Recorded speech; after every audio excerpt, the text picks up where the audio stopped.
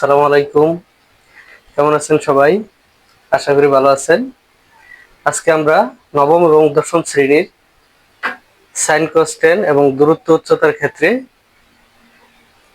মান মনে রাখার বা সাইন কস এর মান বের করার একটা সহজ টেকনিক শিখব। তো আমরা কথা না বাড়িয়ে সরাসরি ক্লাসে চলে যাই। আমরা একটা সহজ টেকনিক ইউজ করতে পারি, সেটা হচ্ছে কি, আমরা জানি যে সাইনের বিপরীত সাইন থিটা, এর বিপরীতে আমরা লিখতে পারি কসেক। কজের বিপরীতে লিখতে পারি কস থিটা, এর বিপরীতে লিখতে পারি সেক থিটা। আর টেন এর বিপরীত লিখতে পারি টেন থিটা ইকুয়াল কট থিটা। আচ্ছা, এটা লেখার সুবিধাটা কি? সুবিধা হচ্ছে, আমরা যদি সাইন এবং কজের মানটা বের করতে পারি, তাহলে আমরা সহজেই সেক এবং কসেকের মানটাও নির্ণয় করতে পারব। ঠিক অনুরূপভাবে টেনের মান বের করতে পারলে আমরা কটের মানটাও বের করতে পারব। যেমন কিরকম, যে ধরেন সাইন 30 ডিগ্রি মান, সাইন 30 ডিগ্রি মান হচ্ছে 1/2। তো সেই ক্ষেত্রে আমরা যদি বলে যে কসেক 30 ডিগ্রি মান কত, তাহলে আমরা এটাকে মানে এভাবে চিন্তা করব যে সাইন 30 ডিগ্রি মান কত। সাইন 30 ডিগ্রি মান হচ্ছে হাফ, তাহলে cosec 30 ডিগ্রি মান হচ্ছে কত? যদি এটাকে আমরা উল্টাই দেই, তাহলে নিচে যাচ্ছে 1, উপরে হচ্ছে 2, অর্থাৎ cosec 30 ডিগ্রি মান 30 ডিগ্রি মান হচ্ছে 30 ডিগ্রি মান হচ্ছে 2, এরকম। তো সেই ক্ষেত্রে এই মানগুলো আমরা সহজ টেকনিকে বের করব কিভাবে? তো বের করার একটা সহজ টেকনিক হচ্ছে, আমাদের প্রত্যেকের সাথেই হাত আছে, তাই না?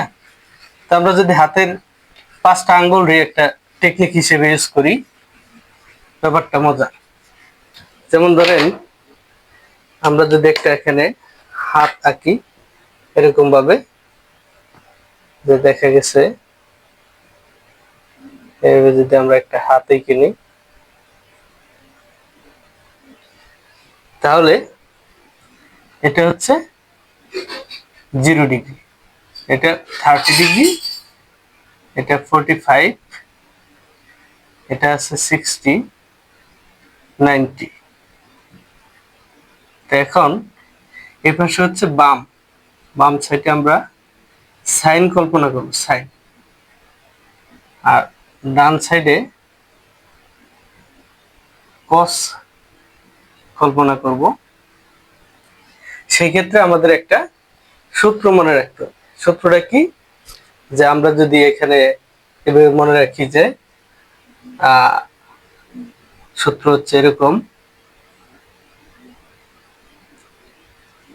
উপরে আমরা লিখতে পারি যে রুট আঙ্গুলের সংখ্যা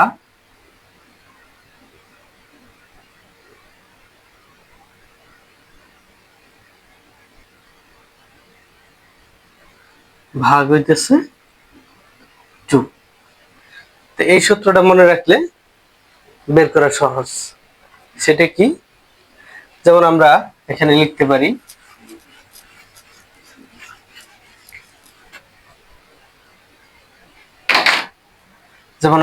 লিখতে পারি, যে সাইনের ক্ষেত্রে বাম বলছে, অর্থাৎ সাইন 45 ডিগ্রি। ধরেন আপনি সাইন 45 ডিগ্রি মান বের করবেন। তো সেই ক্ষেত্রে সাইন 45 ডিগ্রি আঙ্গুল আছে কোন জায়গায়? এই জায়গায়। তো আমরা প্রথমে এইভাবে চিন্তা করবো যে এই জায়গায় আছে। তো সেই ক্ষেত্রে এর বামে কয়টা আঙ্গুল আছে? 2টা আঙ্গুল আছে। তাহলে আমরা সূত্রে লিখছিলাম যে রুট আঙ্গুলের সংখ্যা ভাগ হচ্ছে 2। তাহলে আমরা এখানে লিখতে পারি যে আঙ্গুলের সংখ্যা আছে কত? 2টা। তো রুট 2 নিচে ভাগ হবে 2 দিয়া।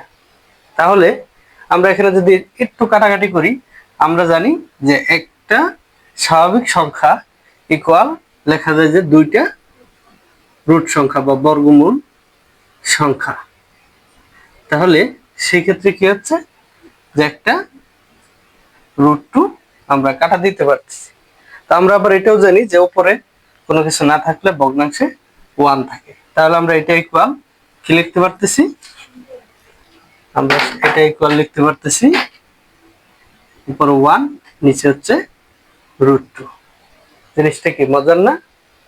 তাহলে আমরা যদি এইভাবে প্রত্যেকটা মান হিসাব করি, আমরা এইভাবে সাইনের সবগুলো মান বের করতে পারবো, সাইন 0 ডিগ্রি থেকে শুরু করে সাইন 90 ডিগ্রি পর্যন্ত। ঠিক একইভাবে আমরা যদি কজেরটা চিন্তা করি, তখন হচ্ছে শুধু ডানের জায়গায় বামের জায়গায় ডান দিকে চিন্তা করব। যেমন আপনি হচ্ছে cos 30 ডিগ্রি মান বের করবেন। সেই ক্ষেত্রে cos 30 ডিগ্রি ডানে কয়টা আঙ্গুল আছে? 1 2 3। যেহেতু 30 ডিগ্রি এই জায়গায়, তাহলে আমরা 30 ডিগ্রি ডান দিকে 3টা আঙ্গুল চিন্তা করতে পারি, 1 2 3। তাহলে আমরা সূত্র জানি যে রুট আঙ্গুলের সংখ্যা ভাগ হচ্ছে 2। তো এটাকে আর লঘিষ্ঠ আকারে প্রকাশ করা যায় না, কাটাকাটি করা যায় না। সো cos 30 ডিগ্রি মান হচ্ছে √3/2। আশা করি আপনারা বুঝতে পারছেন। তো এখন এইভাবে যদি আমরা সাইন এবং কজের মানগুলো বের করতে পারি, তাহলে অটোমেটিক্যালি sec এবং cosec এর মানটাও বেরিয়ে যাবে। যেহেতু শুরুতে আমরা বলছিলাম সাইনের বিপরীত cos, cosec, cos-এর বিপরীত sec, আর tan এর বিপরীত হচ্ছে cot। তো এখন এই আঙ্গুলের এই ট্রিক্স দিয়ে আমরা শুধু সাইন, cos, sec আর হচ্ছে cosec এর মানটাই বের করতে পারবো। তো tan এর ক্ষেত্রে আমরা আবার একটা বিকল্প টেকনিক ইউজ করতে পারি, এটা আমরা পরবর্তী ক্লাসে শিখবো ইনশাআল্লাহ।